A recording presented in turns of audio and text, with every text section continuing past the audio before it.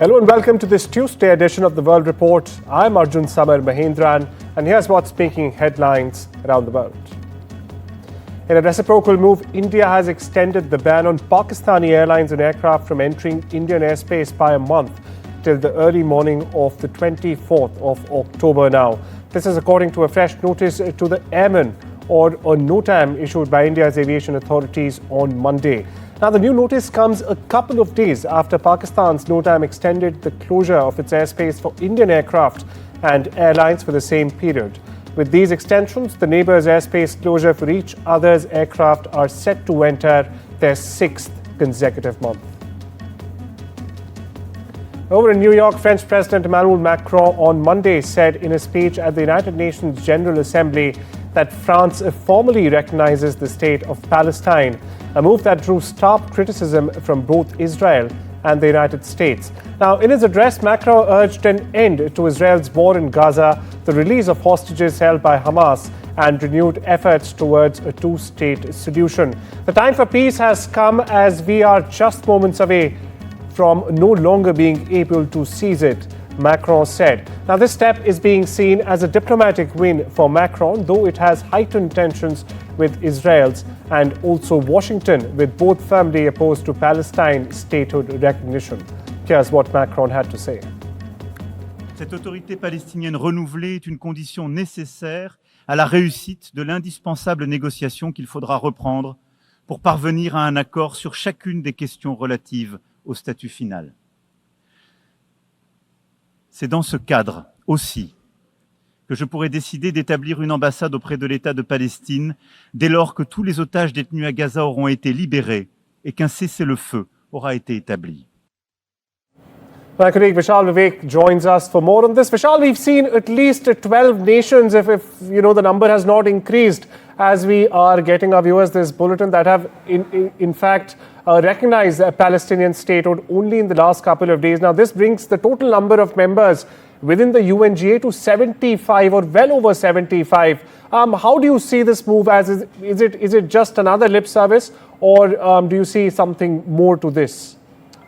Well, this is significant, Arjun, as you mentioned rightly, but it's still a tall order, as far as recognizing Palestine on the international stage is concerned, because there are several criteria that Palestine, the state, needs to, fulfill if it is to be recognized as an international, body. So there are several things that need to be lined up. The first one is that there needs to be a recognized government of Palestine, which is not the case because there are two rival factions, governing different areas of Palestine. And also there needs to be a stable government, and we all know that there's no stable government as far as Palestine is concerned. Gaza has been in trouble for the last 2-3 years, and also on the other hand, West Bank seems to be facing the similar amount of trouble. So both the sides have been trying their best to be recognized on the international stage, but this is still a tall order, as I mentioned. But still this is a significant move, because on the international stage the US and its allies are recognizing Palestine. That goes to show that there is some a background noise as far as recognizing the state is concerned. What the US says officially now, that remains to be seen. Israel has already condemned the move and said that it will continue to have more Jewish settlers inside the territory of Palestine. So it will remain, it will still create ripples as far as the international relations are concerned. So we'll have to wait and see how this unfolds. It's still a tall order, as I mentioned.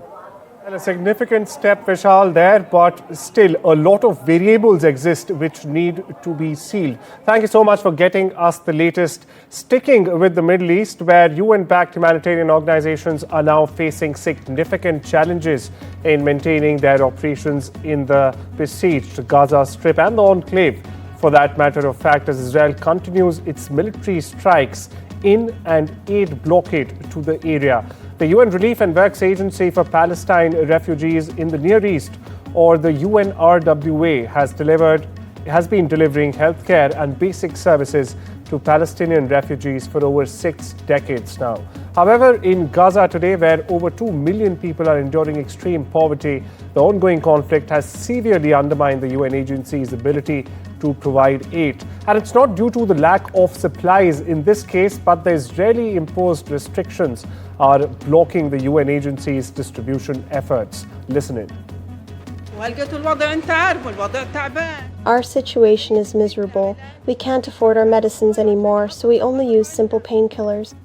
For 40 years, my family and I have depended on UNRWA for treatment. Without them, we have nothing. We shift our focus westwards to the US, where after being suspended last week, Jimmy Kimmel's late night show is now set to return to ABC.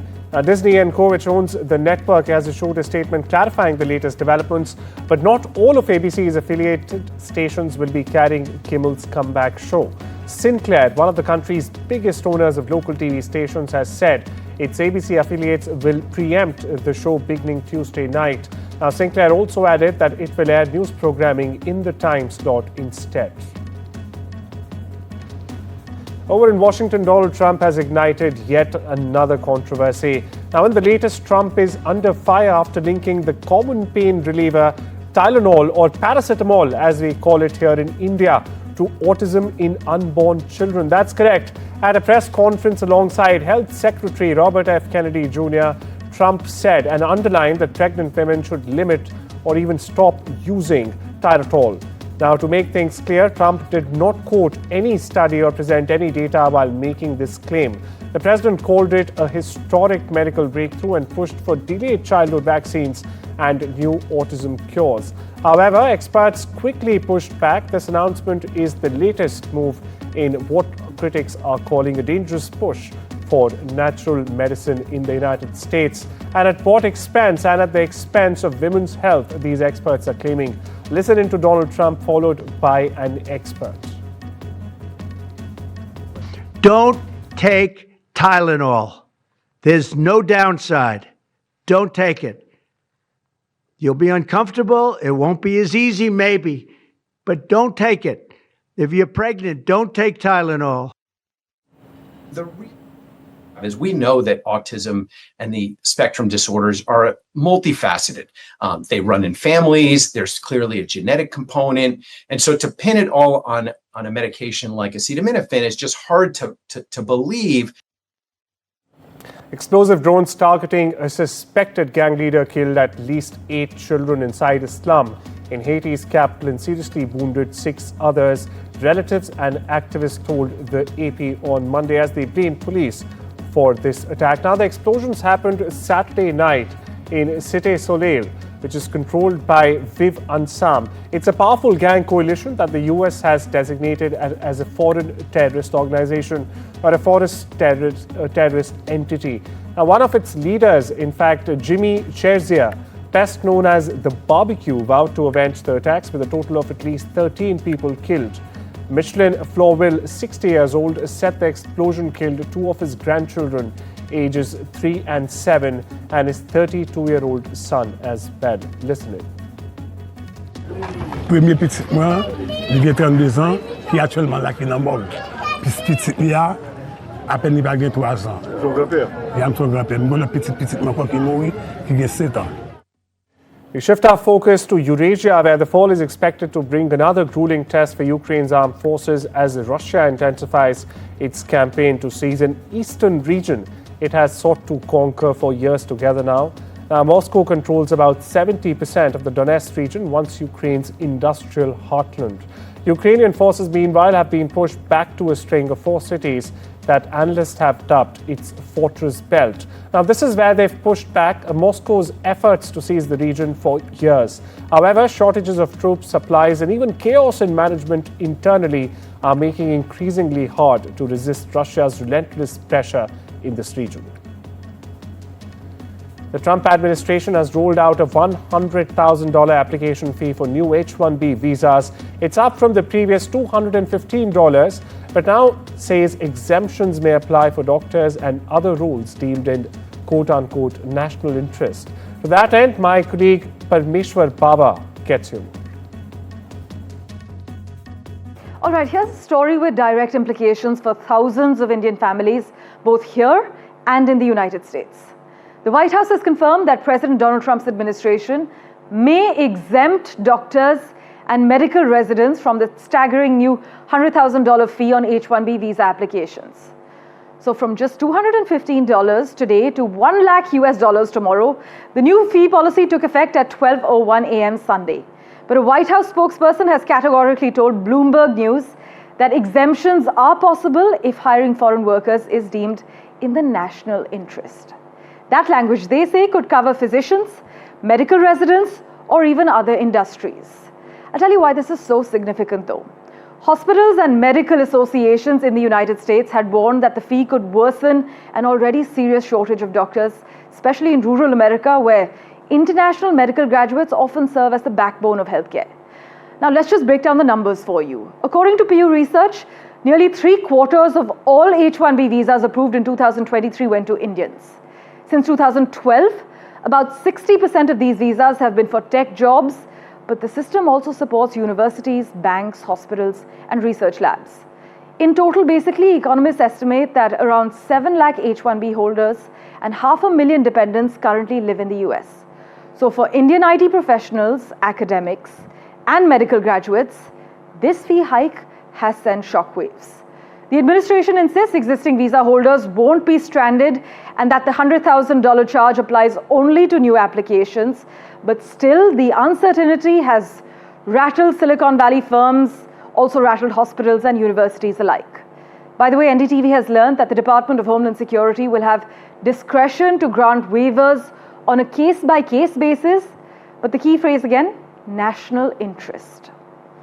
Then the big question currently is, who gets to define what's in national interest, and will Indian professionals who make up the bulk of H-1B visa holders benefit from these exemptions? Well, for now, the Trump White House has signaled flexibility, but with a policy this disruptive, Indian families, Indian businesses, and students are watching very closely. Kamala Harris has said that she regrets not expressing her concerns about President Joe Biden running for his second term when a majority of Americans felt he was in fact too old for the job. I have and had a certain responsibility that I should have followed through on, Harris told Rachel Maddow on MSNBC in her first live television interview since the elections. The Democratic former vice president's comments expand on a passage in her book, 107 Days to be precise, that looks back on her experience replacing Biden as the 2024 Democratic presidential nominee after he dropped out of the race. Harris ultimately lost to Republican candidate Donald Trump, who assumed office on the 20th of January this year. Kelly Allen of Charlotte was one of a couple hundred people who attended the candlelight vigil honoring Ariana Zarutska near a light rail station in the city on Monday night. It was organized by some churches and the local Republican Party. Allen said she is hopeful that we are on the path to making this a better and a safer city. I think that's what everyone wants here. I just know she wanted a better life and she deserves that, Allen added. So I'm here just to honor her tonight. The August 22nd death of 23-year-old Ariana Zarutska, her attack caught on camera, and subsequent charges against a suspect who had previously been arrested more than a dozen times caused public outrage. Here's more.